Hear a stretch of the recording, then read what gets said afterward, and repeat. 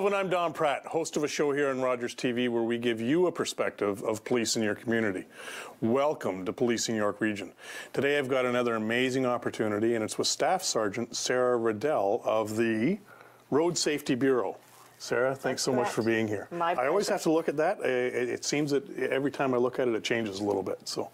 Me or the name of the traffic unit? The name of the traffic unit, Yeah, because it was, of course, the traffic unit, but it has changed to the Road Safety Bureau. That was as part of our recent organizational chart, just to give a better reflection of what it is that we do there. Because it's not just about traffic. Yes, no, exactly. And that was explained to me before. Because at first when I heard the change, what? Yeah, okay, it makes sense. So it's not just traffic. No.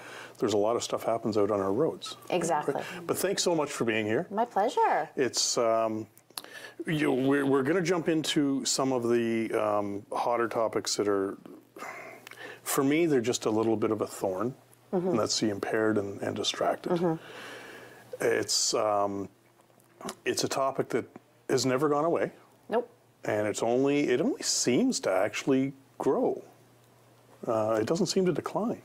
And it's disappointing. It is. Right? It's really disappointing, the amount of effort that our officers put into combating impaired driving, and the amount of effort that York Regional Police as an entire organization puts into combating drinking and driving. And then to see that there's, the numbers, some weeks they're up, some weeks they're down, but there's no appreciable change. It's disappointing to all of us. But at the same time, as one of the officers in that road safety unit, I'm really proud of the work that our officers are doing. Absolutely. Getting those numbers off the street. When the media release comes out that says there was 21 people arrested for impaired driving last week. Yeah, I seen that just yesterday. Yeah, that was last week. And of course that number is disappointing. I live in York Region. I police in York Region. That number is very disappointing, but yet I'm very proud of the efforts of the officers that were able to get those 21 people off the roads. We had the opportunity of speaking with Sergeant Karen Hodge recently. It's just before the new year, about the whole that ride piece and how you actually come to grips with it, and it's. I've been connected in some way to the organization for some time, and I learn something new every day. When I think ride, I think just the big truck. But it's not. It's individual units. It's individual districts. Of course, the truck is a statement to it. Right.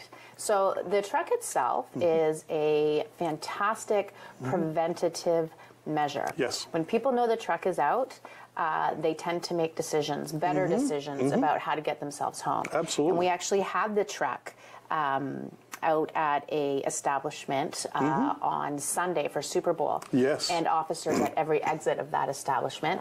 And the feedback that we got from the owners of said place and other people in the neighborhood was, we have never seen so many taxis and Ubers pull up here before. So we had that impact. Had a great impact. So it's just a word of encouragement that maybe you should make a better decision. And that's what it is. You just, you see that we're out there, that we're out there, so why not call for a taxi? Uber is super easy. It's an app on your phone. Yeah. So get an Uber, get a Lyft, call a taxi, have someone come get you. There's all these other options. Absolutely. And so the truck is very useful. Yes. Just because it is so visible.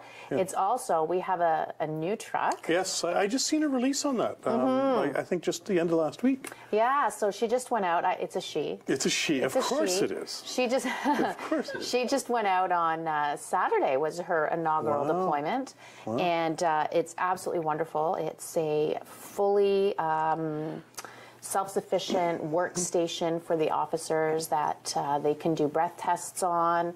There's computers there that are connected to the network back at headquarters so that they're able to complete the paperwork there. Right. So it really does help us to get our work done faster and be more efficient. Well, and as the way that I understand it, and I haven't seen the new one, but I've certainly been on the old one. It's pretty much a self-sufficient contained unit. Entirely, yeah. You can. We have a phone booth in there that's soundproof, so you can contact duty counsel.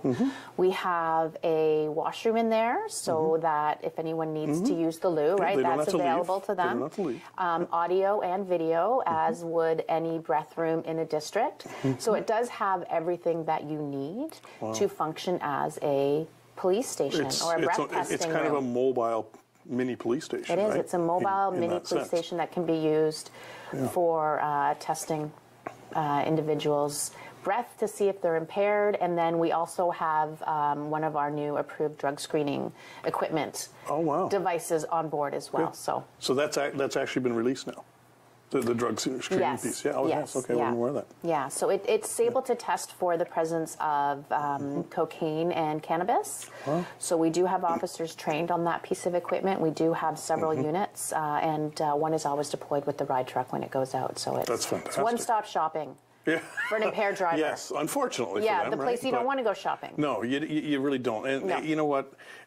Again, we keep trying to preach this message. We're only one small piece in the media world, but I mean, really, it's just trying to get that message out there that make smarter decisions, make wiser decisions. And I guess that's the one thing that I always did find favorable about the ride truck itself was, wire piece definitely in the house. Yeah, and you know what? That's one of the main things that cause people to rethink their behavior and to rethink their choices, is that idea that they then recognize, wait a second, I could get caught. It could be me. Yeah. So when they're able to personalize it, because they've seen that truck and they recognize that there's a potential that they could be stopped, that's the impact that we want to have. We want to get people at that point where they say, yeah, no, I'm not going to drive. Yeah, fair enough. I'm not going to drive. And then, you look at, unfortunately, all the victims of impaired driving on our roads, and that's heartbreaking. We've had a lot of catastrophic events. We have. In the last couple of years. And it's very disheartening, not just that they happened, but that people haven't learned from it. Yes. Yeah. That's the part that just drives right home to me. And this is why I keep reaching out to you in your office to please come on and talk about it, because it's, again, if we can just be one small piece that maybe stops one, then we've done our job. I'm pretty satisfied. And again, it's all about pre-planning and making a smart choice. There are so many options out there that really you don't need to drink and drive. There are do drugs and drive, right? Because really impairment is by both. Yes. And there's been some changes with the law recently, as you know, whereby a certain amount of marijuana in your system or some other drugs in your system can be classified as impairment, or a combination of alcohol and marijuana in your system can be classified as impairment. So ultimately, why play the game? You just don't do it. Have another way home. It's that simple. If you know you're going to go out and have a good time, have a good time. Absolutely. Get home safe. But get home safe. Period. Now, I'm not terribly, I'm just being honest, I'm not terribly familiar with the whole Uber, Lyft, taxi thing, because my wife and I quite simply don't go out and have anything. We don't consume anything when we go out. Right. We've kind of adapted a message that comes from your office at how much is too much. One. Yes. Yeah. One's too much. So we just simply don't have any when we go out. But if you are the person that frequents that, it's easy to make a plan. Like before you head out, Google Uber. I understand Lyft is one. Don, my 15-year-old daughter can get herself back and forth to the mall in an Uber on her phone. Right? So she can figure it out. It's not complicated. No. We can handle this, right? Yeah. And when you consider that, not for her, but for anybody who has been drinking or doing drugs or is impaired for whatever reason, that super easy app on your phone is going to save your life and maybe somebody else's life. Absolutely. Just do it. Download the app. Yeah. And we see the commercials about it all the time, right? Yeah. Like we see the messaging, not just here in Rogers, but we see it everywhere. Now you were talking about changes in fines and changes in that process. Right. So what kind of stuff has happened behind the scenes there, number-wise? So with the impaired driving, the penalties have changed as of December 18th, 2018. Okay. So they've put in some mandatory minimum fines. So for a first offense, it's a mandatory minimum fine of $1,000. Oh. And well, that's getting more significant. Yep. The change is now, the charge is now known as 80 plus, as opposed to over 80. Over 80, if the reading was 80, perhaps wouldn't necessarily be over 80. Do you understand? Just it's a semantics thing. Right. So now it's 80 plus. So that ties in those lower breath readings, and they're not truncated to the same effect. Second offense, mandatory minimum of 30 days imprisonment. Oh, wow. Right? That's pretty impressive. That is. Third and subsequent offenses, mandatory minimum 120 days imprisonment. Okay, so you're sending, so somebody's sending a stronger message. Somebody's sending a stronger message, definitely. And we have now maximum penalty, impaired driving causing death is a life imprisonment, right? So yes. There has been, I would say, certainly an increase in the understanding of the tragedy of impaired driving. And a recognition that it needs to be dealt with. It's in a punitive way. Yes, and that's something that we're always careful to separate to some degree. Is that the there's the enforcement piece, which of course is your agency and others similar, but then there's the court system, and they are two entirely different existences. They are. And I know that it makes your job a little bit harder because sometimes you've got to jump through some hoops, but and as a police officer, we are never in a position to criticize the judiciary or really to comment on the judiciary. But certainly, if you do have all people working together on the same team, it makes a good prosecution a lot easier. And on that note, we'll be right back, folks, after these messages.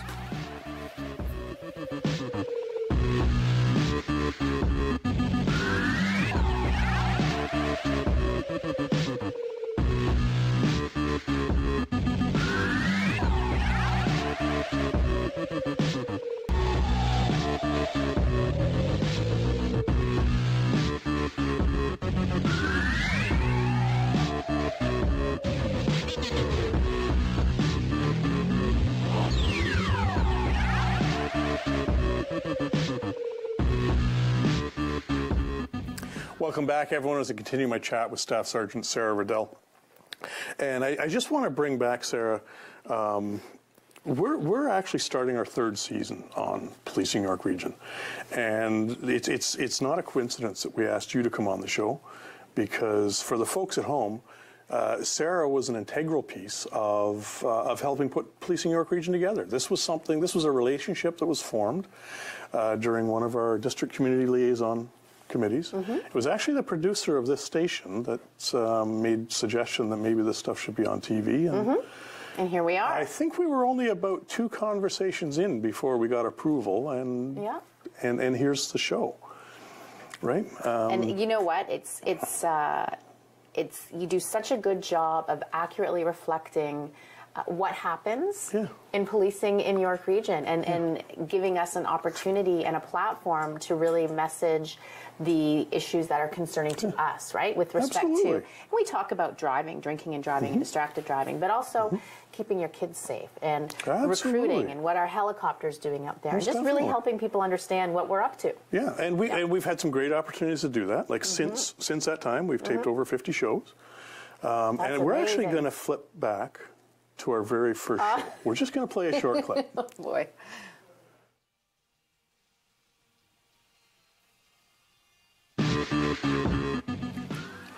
Hello, everyone. I'm Don Pratt, host of a brand new show here on Rogers TV, where we get a community perspective of York Regional Police in your community. Welcome to Policing York Region. We're going to have the opportunity to visit a lot of areas of YRP, including the RIDE program, the social media team, crime prevention, diversity, and much more. Coming up on today's show, we're going to have the Marine Unit with Sergeant Chris Hyland going over some ice safety tips. And right now on our show, we have from the 3 District Corps Unit, Sergeant Sarah Verdell. Sarah, welcome to the show. Thanks for Don. being on. Thank you. It's my pleasure to be here with you. So what is 3 District Corps Unit? What is Corps Unit?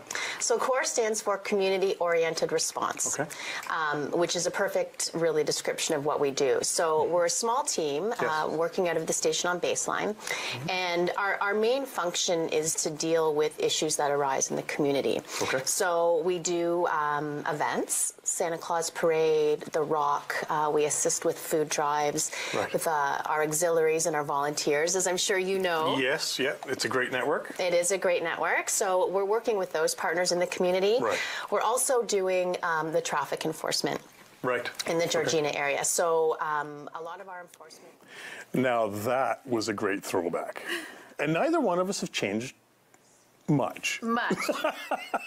My hair is a little different, Don, but for a completely different reason. Your hair is a little different. I've grown a couple of sparkles. Just saying. Yeah. Sparkles. Arctic blonde. Arctic, I like that. It's Arctic I like blonde. that. Yes. Absolutely. Yes. Distinguished. There you go. Definitely. So since that time, like I say, we've had tremendous opportunities throughout the organization. The support that we get organizationally is phenomenal, and I'm talking at all levels. In fact, this backdrop behind us, this is brand new to today's show. Oh, fabulous. That was compliments of Deputy Tom Creek and Staff Sergeant Sean Phelps of the recruiting unit. Yep, perfect. And it's it's testament to how much they want to support the show and what we're doing.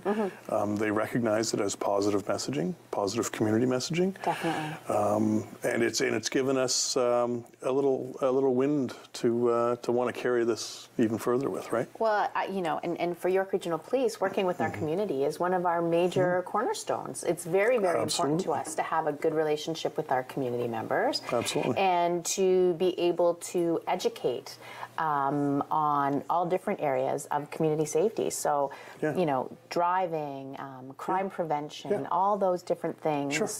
The best way for us to get that message out and around is to have that relationship with our community. Absolutely. And this is a fantastic way for us to be able to really sit down and talk about what's going on. And you talk about some of those relationships and in the community and part of the volunteering and everything that we're part of, because as you know, this is a volunteer show. This is not nobody in this room gets a paycheck. As a matter of fact, we formed a relationship with the York Regional Police Volunteer Network, and that's who we have staffing the studio. It's phenomenal. It is. Very grassroots. I like it. Yeah. It really Very is. well done. So I just wanted to make mention of that, and thank you so much for coming back. Here we are, almost 3 years to the day. Right? It's quite a testament to moving forward. It really is. And you know what, Don? I hope you have me back in 3 years from today. Absolutely, we will. When I'm 27 years old. That sounds just perfect. And you're 39. There you go. I like it. Yeah. So we were talking about fines, convictions, courts versus the actual act of policing. But moving forward, I mean, it sounds like somebody somewhere on the court side is listening. Like these are pretty profound fines. I can tell you that my wife, and she. Anytime that she sees a report, she'll point at names and she'll say 10,000, 10,000, 10,000, 10,000. That's what everybody should have to pay. Yes. And you know what? And it's everybody's responsibility. And we talk about policing and we talk about the courts, but something else that has to be acknowledged is a lot of our impaired arrests come from citizens calling in. Yes. Yes. So we have a program called Safe Roads Your Call, where we encourage people who see someone driving that they believe is impaired to call 911. Absolutely. And let us know. And in that circumstance, you can use your phone. Yes. Right. So for people who are concerned about that distracted piece, to call 911, you can use your phone. It is an emergency in progress. Yes. So you phone and you tell our dispatcher, I'm phoning somebody, say northbound on Kennedy, who I believe to be impaired. We're coming. Yes. We're coming. We're going to stop that vehicle. Well, and that's something for to note for the viewers is these calls do get responded to. Oh yes, yeah. Like it's not no, I think we've got too much on our plate right now. These calls do get responded to. It's an emergency priority call. Yeah, and you hit it right on the head. It's an emergency in progress, right? Yeah, it's a priority and it's call. deemed as so. Yeah. And I was reading some of those stats, and I seen out of the number of people that were arrested for impaired, a great number of them were from it's your call. Yeah. Which is fantastic. It is, because we can't be everywhere. No. Right? We can't be everywhere. No. And the partnership that we have with the community to give us those phone calls it's immeasurable. It's so important to us because you do see that person leaving the bar that has been drinking, or you see that person at a fast food restaurant that it's obvious has been drinking, or coming out of the LCBO that it's obvious has been drinking, or you just observe the driving behavior and you think this doesn't look right, this is unsafe. For you to phone us and tell us, listen, this is what I'm observing, it's so helpful. And it kind of comes back to an old adage of, I just don't want to get involved. get involved, right? Like just do it. Yes. You could be saving a life. That's right. And I think that's the way that you need to look at it. You could be saving a life. It is. So maybe you don't want to get involved, but you can do an anonymous phone call if you really don't want to get involved. There's 1-800-222-TIPS for Crime Stoppers. Absolutely. Crime Stoppers. And then, obviously if it's an emergency in progress, we don't want you using Crime Stoppers or Road Watch. But say, for an example, you have somebody that you have seen driving in a manner that's, they're not impaired, but maybe they're cutting people off. Or that they tend to speed in a specific area at a specific time. We have Road Watch, which is an online reporting system, which gives the community another way to help us identify to us what the problem drivers are, and we follow up.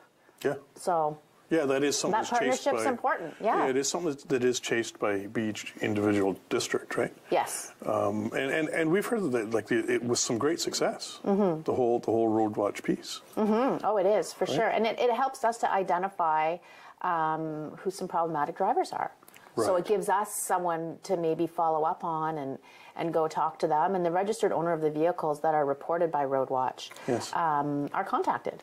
And they're spoken to, right? Absolutely. So they know. So even if it's not you that's driving your car, you get a Road Watch letter saying at a particular time you ran a stop sign, you're thinking, oh, Junior was driving the car. Yeah, that's right. So it helps you to know what's going on with your car as well. So. Yeah, no, absolutely. Yes. Now, in between, during the break there, we flipped up a couple of stats on the screen. And I just wanted to touch on some of those stats. Okay. Huge numbers. 1,600 impaired last year. Yes. Yeah. Like, that's insane. It is. And then what a number that I was not familiar with, I just simply never asked the question, was the distracted. How many are distracted? Those are insane numbers. They are. And again, this is not new. The messaging about distracted driving is not new. No, it's not. And obviously the messaging about impaired driving isn't new. So we just have to keep trying to drive home that message and get out there and enforce the best that we can. And yes, we are stopping a lot of impaired drivers, and we are stopping a lot of distracted drivers. Yeah. And it's important that people who are operating a motor vehicle are paying attention to the road in front of them. Yes. There are other cars, there are children, there are cyclists, there's pedestrians, there's all these other things out there. We call them vulnerable road users. Oh, right. And when we have vulnerable road users sharing that roadway with a motorist, we need that motorist sober and paying attention for everyone's safety. Yeah, absolutely. And just going back to something you said a few minutes ago about, just making that phone call, you could potentially be saving a life.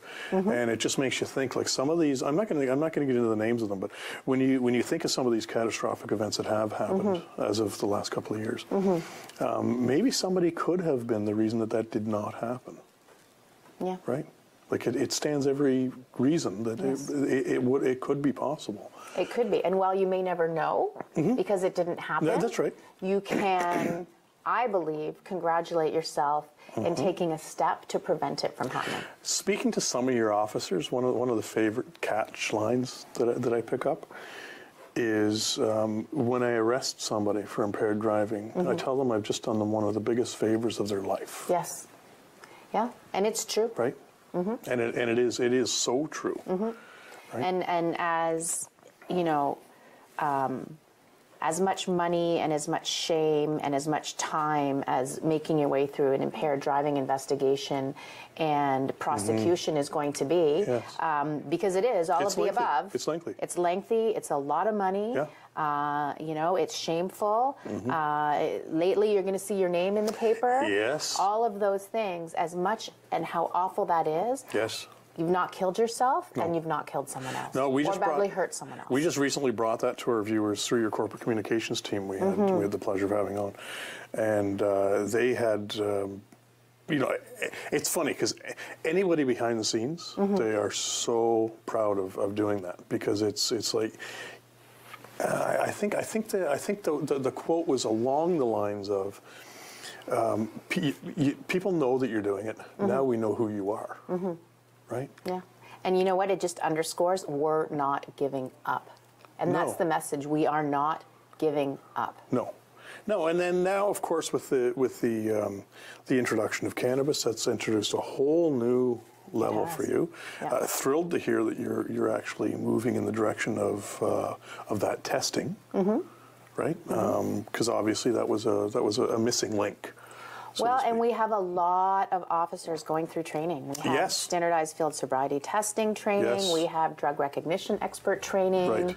We're just making sure that we are in the best place that we can be to detect that drug-impaired driving. That's fantastic. You know what? It takes the tools to do it. You have the tools, you have the personnel, and moving forward, right? That's right. Sarah, I got to thank you so much for coming on the show. Celebrating where we are today and where we started. That's right. But as well for all that information. Thank you, Don. Folks, it's been great having you. Look forward to seeing you again.